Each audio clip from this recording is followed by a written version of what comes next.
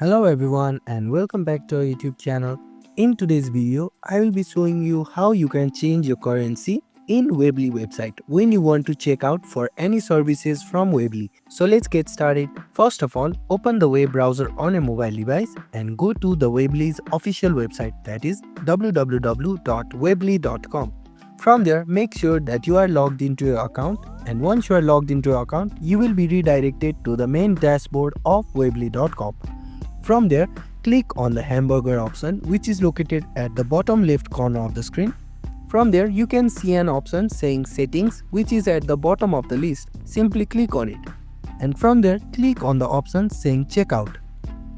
Then you will be redirected to the checkout page. And if you scroll down to the bottom of the screen, you can see the option of country and currency.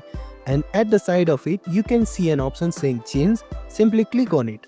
From there, you will get this drop-down menu. When you click on it, you can select your currency as accordingly. Currently, it is set to US dollars, and if I click on Euro and click on the option saying save, the country and currency will be set to Euros. And that's it. Changing the currency and country in Weebly website is simple. And if this video was helpful, don't forget to like, share and subscribe to our YouTube channel. Thank you for watching and we'll see you in the next